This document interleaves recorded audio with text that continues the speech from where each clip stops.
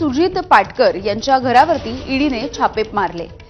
दिवसभर हे छापे सुरू राहिले आणि या छाप्यांच्या नंतर खासदार राऊत यांनी थेट गृहमंत्री अमित शहा यांना फोन लावला आणि हवं तर थेट आपल्याला अटक करा, पण निकटवर्तीयांना कुटुंबाला का त्रास देता असा सवाल केला।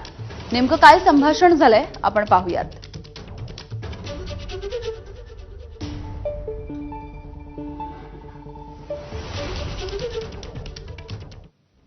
संजय राऊत, मला गृहमंत्र्यांशी बोलायचं आहे। मी संजय राऊत बोलतोय, गृहमंत्रालय कर्मचारी। 1 मिनिट देता हूं। थोड्या वेळाने समोरून उत्तर मिळालं, गृहमंत्री महत्वाच्या बैठकीत आहेत, मोकळे झाले की ते तुम्हाला फोन करतील। संजय राऊत, अर्जंट है। संजय राऊत यांच्यासोबत दिल्लीतील घरी उपस्थित मित्र हादरले आणि त्यांनी संजय राऊत यांना विचारलं, तुम्ही हे काय करताय? संजय राऊत, काहीच नाही, मी राज्यसभा सदस्य आहे, मी गृहमंत्र्यांशी बोलू आणि भेटूही शकतो। 10 मिनिटांनी गृहमंत्रालयातून फोन आला। गृहमंत्री कार्यालय कर्मचारी, गृहमंत्री जी बात करना चाहते हैं। अमित शाह। संजय जी बोलिए, आपने फोन किया था। संजय राऊत, अमित भाई आपले राजकीय भांडण आहे आणि तुम्ही मला त्यासाठी टार्गेट करू शकता। अमित शाह, मैं समझा नहीं। संजय राऊत, मला टार्गेट करायचं असेल तर मी या क्षणी दिल्लीत आहे। ईडीला सांगा मला अटक करा। माझ्यासाठी इतर निरपराध लोकांना का त्रास देताय? त्याने काय साध्य होणार आहे? आज कारण नसताना मुंबईत माझ्या मित्रांवर धाडी घातल्या, त्यांना ईडी वाले उचलून घेऊन गेले। अमित शाह, संजय भाई मुझे कुछ भी जानकारी नहीं, मैं देखता हूं। संजय राऊत, सर आपण गृहमंत्री आहात, राज्यसभा सदस्यांसंदर्भात कारवाई सुरू आहे। एवढं ऐकून घेतल्यानंतर अमित शहा यांनी फोन ठेवला आणि त्यानंतर संजय राऊत यांना आशिष शेलार यांचा फोन आला। आशिष शेलार, संजयजी काय प्रकरण आहे? मला अमित भाईंचा फोन होता, समजून घ्या म्हणाले।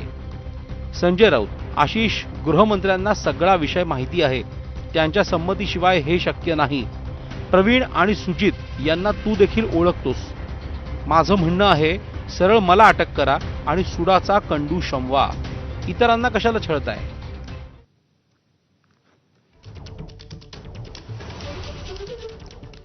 तर याविषयी बोलूया। आमचे प्रतिनिधी वेदांत नेप सध्या आपल्या सोबत आहेत। वेदांत, नवे दावे आणि खळबळजनक असे काही गौप्यस्फोट खुलासे आपण म्हणूयात संजय राऊत यांनी या पुस्तकामधून केलेले आहेत आणि ज्या वेळेला त्यांना म्हणजे अटक करण्यात आलेली होती ईडीकडून, त्या आधीचं हे संभाषण असल्याचं त्यांनी आपल्या पुस्तकामधून म्हटलंय।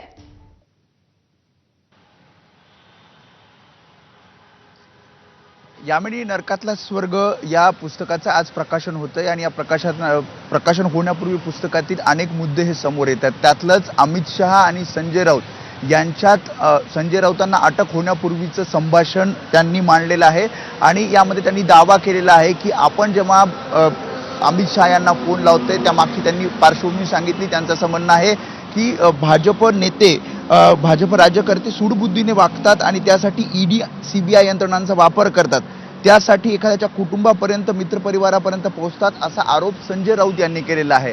आणि जेव्हा आपल्याला माहिती आहे संजय राऊत यांच्यावर अटकेची टांगती तलवार होती, ईडीची चौकशी, ईडी कारवाईचा फास आवळला जात होता, त्याआधी त्यांचे निकटवर्ती असलेले प्रवीण राऊत, सुजित पाटकर यांची चौकशी करण्यात आली, त्यामध्ये अटक करण्यात आली आणि हे सगळं होत असताना, म्हणजे हे धाड सत्र सुरू असतानाच संजय राऊत हे दिल्लीत होते। संजय राऊत अस्वस्थ झाले आणि अस्वस्थ झाल्यानंतर त्यांनी थेट गृहमंत्री अमित शहा यांना फोन लावण्याचा प्रयत्न केला आणि त्यांनी ठरवलं की अमित शहा यांना थेट आपण बोलावं आणि आपल्या मित्रपरिवाराला, आपल्या निकटवर्तीयांना जो त्रास होतोय तो त्रास त्यांना सांगावा आणि थेट जर टार्गेट संजय राऊत असतील तर अमित शहा यांना त्यांनी थेट सांगितलं की मी जर तुमचं टार्गेट असेल तर थेट मला अटक करावी, मी दिल्लीमध्ये आहे। आणि हे सगळं टेलिफोनिक संभाषण त्यांनी सांगितलं आहे। म्हणजे दिल्लीत असताना अमित शहा यांना फोन लावण्याआधी त्यांनी गृहमंत्री कार्यालयाला फोन लावला, त्यांनी सांगितले की मला अमित शहा यांना बोलायचं आहे, मला वेळ हवा आहे। आणि त्यानंतर गृहमंत्री कार्यालयातनं फोन जेव्हा आला तेव्हा अमित शहा यांना त्यांनी थेट सांगितलं की आपण दिल्लीत आहोत, मला टार्गेट करायचे असेल तर मी या क्षणी दिल्लीत आहे आणि ईडीला सांगा मला अटक करा, माझ्यासाठी इतर निरपराध लोकांना का त्रास देतायत आणि काय साध्य होणार आहे। या सगळ्यामध्ये अमित शहा यांनी सगळं ऐकून घेतलं आणि त्यांनी असं सांगितलं की याबाबत मला माहिती नाही, मी माहिती घेतो। आणि फोन त्यांनी ठेवल्यानंतर आशिष शेलार, भाजप आमदार आशिष शेलार यांचा संजय राऊतांना फोन आला, त्यांनी संजय राऊतांचं म्हणणं समजून घेतलं। त्यावेळी संजय राऊतांनी आशिष शेलारांना सुद्धा सांगितलं की गृहमंत्री अमित शहा यांना सगळं माहिती आहे आणि त्यांच्या सांगण्यावरूनच हे होत आहे. म्हणजे संपूर्ण आपण जे संजय राऊतांचे दावे आणि हा सगळा संवाद पाहिला तर त्यांचं थेट असं म्हणणं होतं की गृहमंत्री कार्यालयातनंच हालचाली सुरू होत्या आणि मला अटक करण्याचा जे काही षडयंत्र होतं ते हे रचलं जात होतं आणि त्यामुळेच या षडयंत्रामध्ये माझ्या निकटवर्तीयांना त्रास होत होता आणि त्यामुळेच मी माझा संताप या टेलिफोनिक संवादातून आणि ज्या प्रकारे त्यांनी ह्या पुस्तकामध्ये हा चॅप्टर मांडलेला आहे त्यातनं त्यांनी व्यक्त केलेला आपल्याला पाहायला मिळतोय. यामिनी, अगदी वेदांताच्या सोबत रहा. या संदर्भातली पुढची आणखी एक बातमी बघूया.